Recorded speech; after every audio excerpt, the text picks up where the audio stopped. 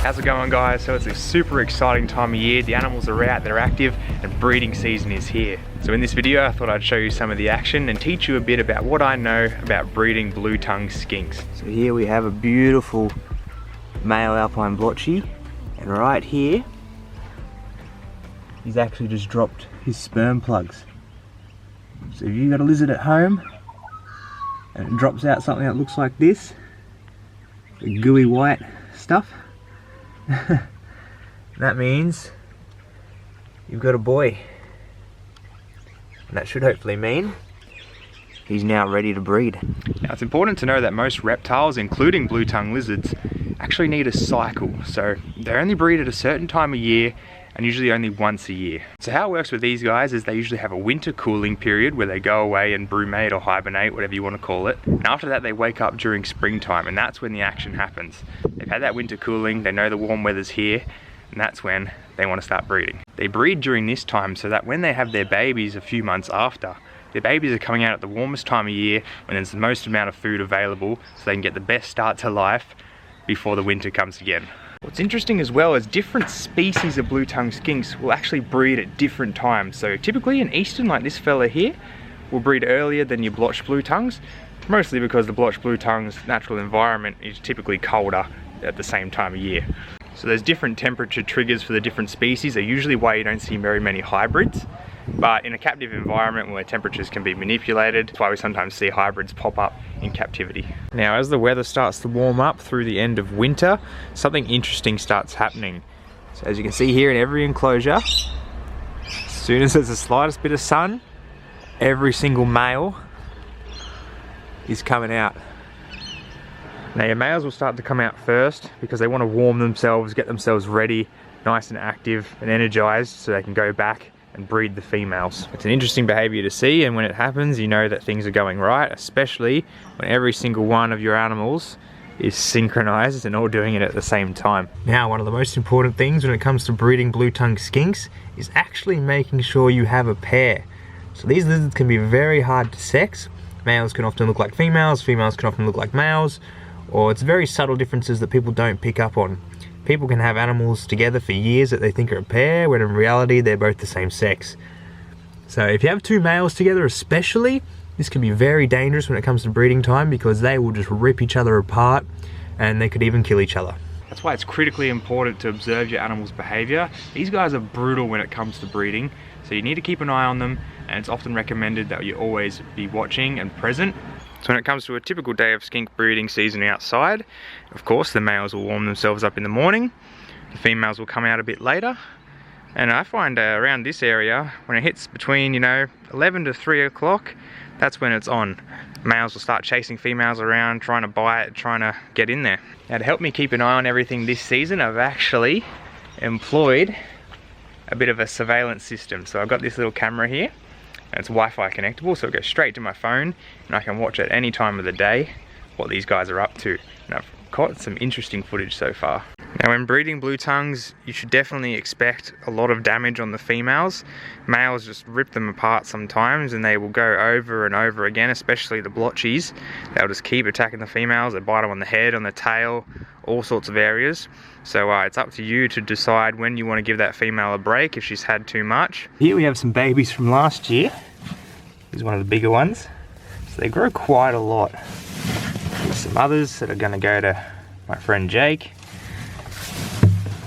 But, they're just awesome animals. Now it's a few hours later, and you can see there's a bit more sun in the enclosures. The males have warmed up quite a bit, and the females are starting to come out now.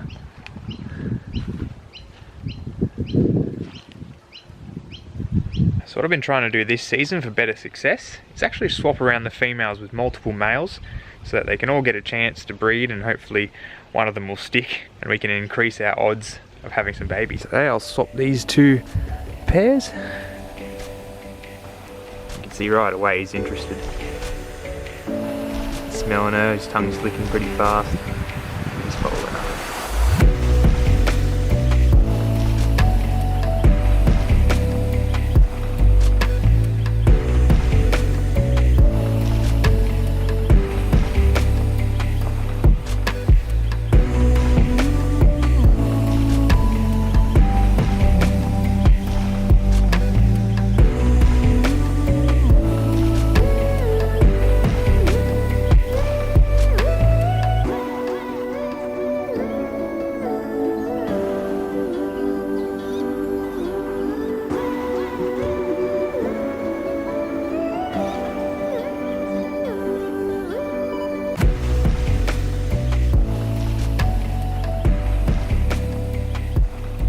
breeding process for these skinks is pretty simple. The males will bite on the side, typically around the shoulder area. Sometimes they'll bite on the head, but mid-body to near the front of the legs there is usually the best spot. And then they'll sort of subdue her, try and pull her around, dominate over her basically. And then they'll try and throw their body over hers on the opposite end. They'll scratch her tail with their back leg. This sort of stimulates her to lift her tail a bit. Then once that happens, he'll slip his tail under there, and they'll breed. Now here's an example of a female that's gotten pretty beat up. You can see over the top there, lots of scarring and scratched up. Yeah, she got quite a bit of carnage on this one. They seem to really love biting her head for some reason. But yeah, now I've sort of retired her for the season. If she's had a lock, she's had a lock. If she's pregnant, she's pregnant. If she's not, that's fine, but I just don't want too much damage to her. Most of this will subside a lot after a shed, but yeah, I just don't want to make it that much worse where it gets to the point it can get infected and whatnot. There's some signs to look out for when females are being bred. If the female wags her tail like that, she's obviously receptive. It's more likely that she'll breed. But if a female's running away, doesn't want anything to do with the male, you know, biting him back, defecating especially, then she probably isn't ready to breed, or she doesn't want to yet, nor she's making it really hard for the male. Right there, you can see the tail wagging. Good sign to tell when the male is keen to start breeding is when he starts pacing the enclosure, you know, running around, searching, just going crazy, just looking for anything. Usually at that point, if you throw in a female, he'll lock on and start seeing if he can breed her.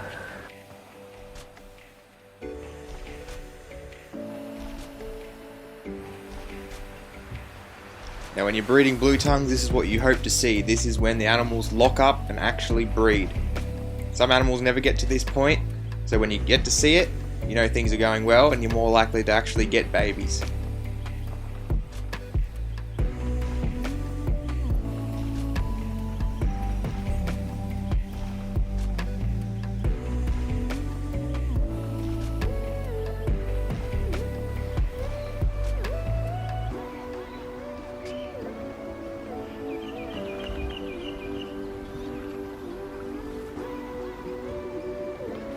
Oh man, I tell you what, I'm just so happy to see all the animals out again. I'm super grateful to be able to have so many and keep them outside like this. I'm really lucky. Now of course, keeping and breeding skinks outdoors is going to be quite a bit easier than indoors, especially if the species occurs in or around the area you live. They can just follow the natural rhythms of the outdoor environment. But inside, you sort of have to replicate that yourself, which can be a bit more difficult and more time consuming. Oh, it is a super thrilling time of year. You really have to be watching your animals, keep an eye on things because things can go really bad really quick. Blue tongues generally live solitary lives in the wild, so being forced to be together all the time can have its issues. You also got to think about why you're breeding. Are you breeding just for the sake of breeding? Do you have the space for new animals? Are you going to be able to look after everything properly? You should ideally have everything figured out before you even pair the animals together. So when it comes to breeding the animals indoors, you're going to have to change your light bulbs, you're going to have to change your temperatures, you're going to have to turn off your lights accordingly to match with the outdoor conditions, to give those night drops and the temperature drops that they would have in winter. Simulate that, make sure they're actually going to hibernate, and then start heating them up and looking for the right signs. There's often quite a bit more to think about when you're trying to breed indoors because you really have to try and replicate an outdoor seasonality. So thanks for watching guys, I hope you enjoyed the video, hope you enjoyed all the action. It's an exciting time of year. Let me know in the comments below if you're breeding anything yourself or if you just have any questions or anything like that. Give the video a like if you liked it, and the Bluey and I will see you next time.